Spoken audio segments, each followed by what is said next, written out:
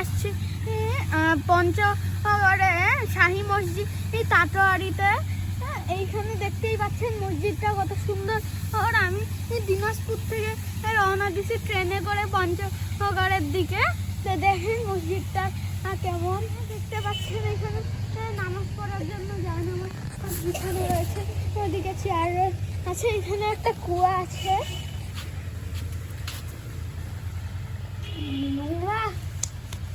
মাকড়সার জাল ভরে আছে কুয়ায়। মসজিদটিতে নামাজও পড়া যায়। এটি মুঘলের সময় তৈরি হয়েছিল মসজিদটি। মুঘল কে ভাই? মুঘলের সময়, মুঘল মধ্যযুগে। এগুলা কে এরা? কি এমপি মন্ত্রী নাকি? পুকুরের পাশে, পুকুরের ওই দিকে ওই তীরে নাড়ে দিচ্ছে অনেকগুলা কাপড়। গোসল করতেছে মানুষ।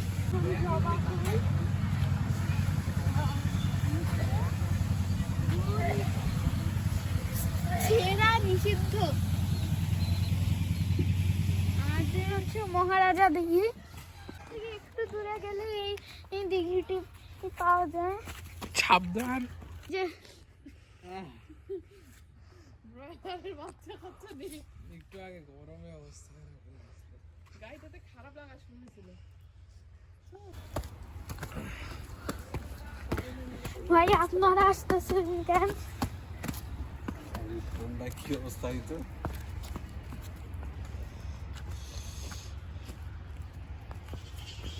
কেন সিঁড়ির মতো করে দিচ্ছে?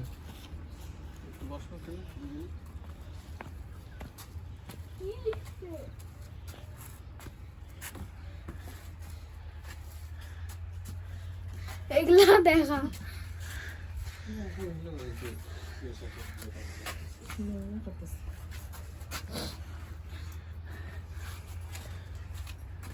এটা গোটাটাতে বাবু রামসাগর যেত না, গোটাটাতে পিছন দিক দিয়ে রাস্তা। আমরা যে ওই সাইডে নদীর ওই দিকে যেগুলা পাড়ে দেখা পাচ্ছি, ওই সাইডটা ইন্ডিয়া। এটি হচ্ছে মহানন্দা তীর। এটা তেঁতুলিয়া পুরাতন বাজারে অবস্থিত। এখন আমরা আসছি তেঁতুলিয়া ডাকবাংলো ও মহানন্দার তীরে। ওইদিকে আছে মহানন্দা নদী, আর এইদিকে হচ্ছে কাঞ্চনজঙ্ঘা, যেটা এখন দেখা যাচ্ছে না। হ্যাঁ। এবং এখানে যে ভাস্কর্য টাইপের যেগুলো ছিল অনেকগুলাই ভাঙাচুরা করা হয়েছে।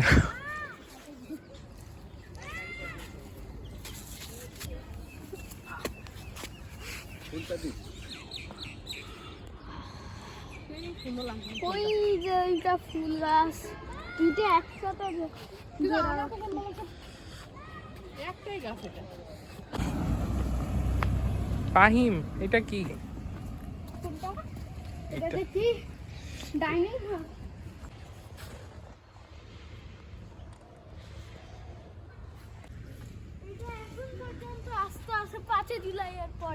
হ্যাঁ, কারণ সবাই চিল পাখিদেরকে পছন্দ করে, কারণ ওরা চিল থাকে। এটা অবশ্য ঈগল।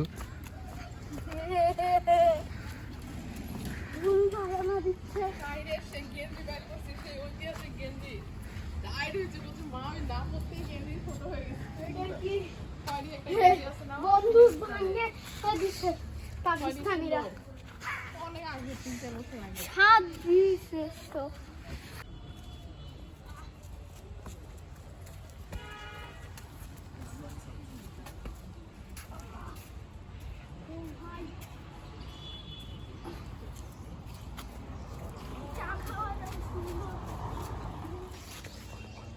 এইটা হচ্ছে সেই তেঁতুলিয়ার ডাকঘর, ডাক বাংলো। এইখানে হচ্ছে কিছু, এটা হচ্ছে একটা কাঠের পিস্তল ছোট, এখানেও কেউ থাকতে চাইলে থাকতে পারে। আর এদিকে কিছু পার্ক টাইপের আছে। এটা হচ্ছে ডাক বাংলোটার ভিতরে আমরা এখন যাচ্ছি।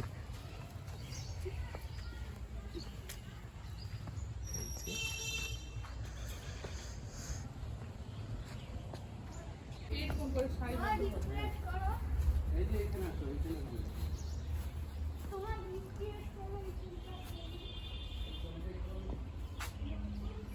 আমি খাবো আমি একটা পাতা খাবো।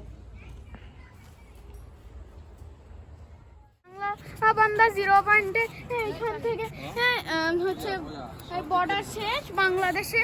আর এইখান থেকে সামনে গেলে ইন্ডিয়া, ওইখানে বর্ডার গার্ড আছে যারা আমাদেরকে ঢুকতে দিবে না। এখানে আছে বাংলা বান্দা 0.0টা, এদিকে হচ্ছে ঢাকা 503 কিলোমিটার, আর এইদিকে আরো আছে বুঝছে বুঝছে বুঝছে।